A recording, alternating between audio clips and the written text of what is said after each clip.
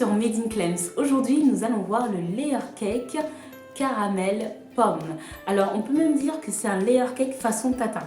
On y retrouve tous les éléments de cette recette. Vous avez la vanille grâce à la génoise, vous avez le caramel fait maison en plus, et vous avez les pommes qui ont bien confit et qui sont super bien parfumées à la vanille.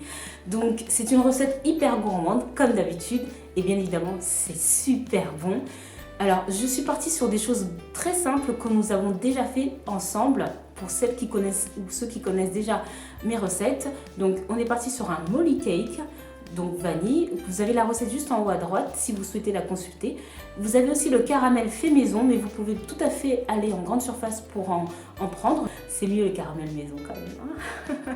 Et ensuite, j'ai pris 3 pommes, donc 2 qui seront pour l'intérieur du gâteau et la 3e qui sera pour la décoration du gâteau. Donc c'est des pommes en plus qui vont confire également, qui seront imprégnées aussi du caramel et de la vanille.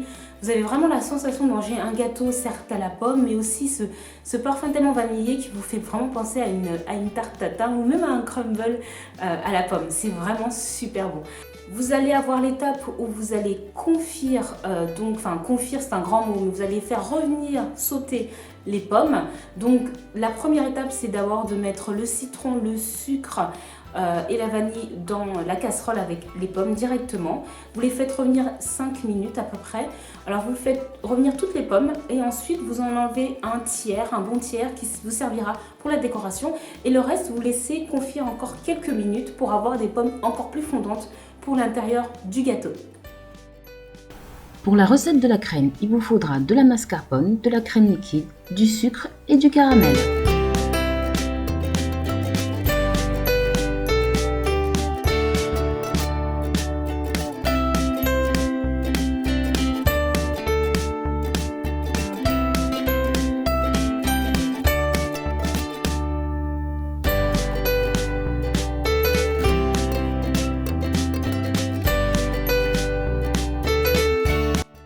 Ensuite, pour le montage du gâteau, vous allez voir, c'est très simple.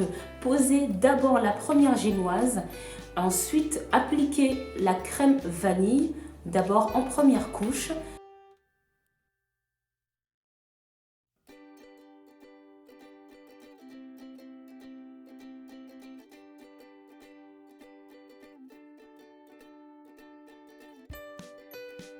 Et ensuite mettre des morceaux de pommes qui ont bien confit. Et ensuite ajouter une cuillerée voire 2 cuillerées de caramel juste au-dessus. Répétez l'opération pour la deuxième couche.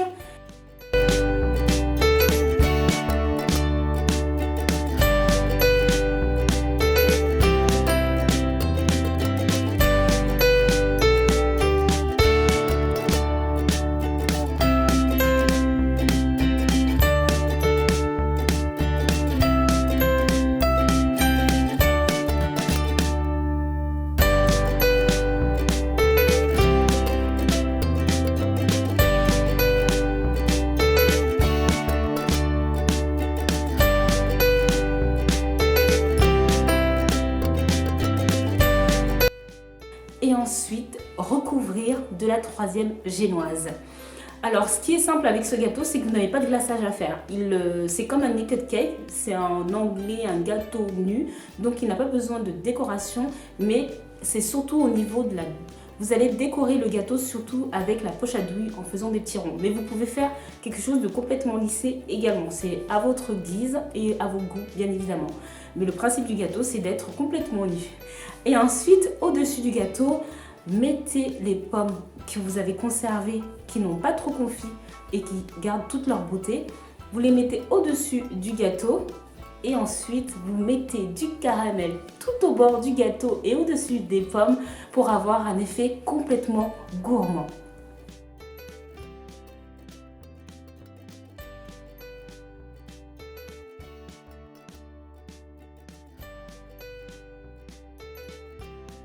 Mettez ensuite des amandes que j'ai mis de côté, que vous concassez avec un couteau et que vous parsemez tout au-dessus du gâteau. Ça va donner un peu de croquant et ça va ajouter à la gourmandise du gâteau.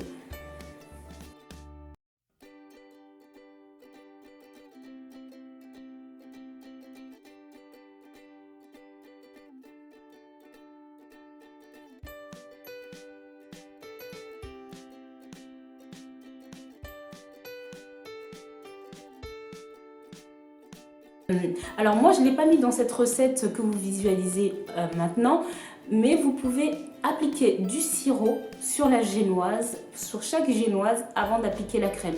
Le gâteau n'en sera que plus fondant. Vous allez voir, la génoise est de toute façon moelleuse si vous connaissez déjà le molly cake.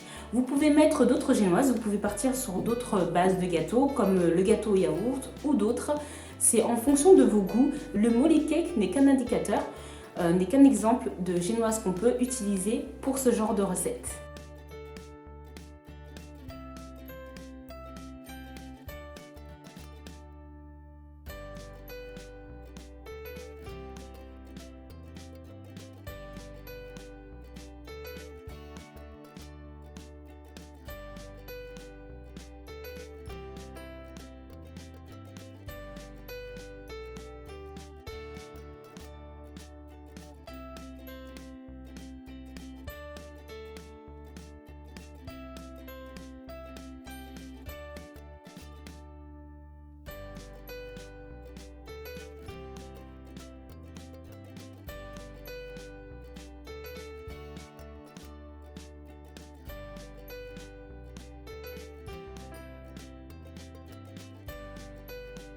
Alors, j'espère que cette recette vous a plu.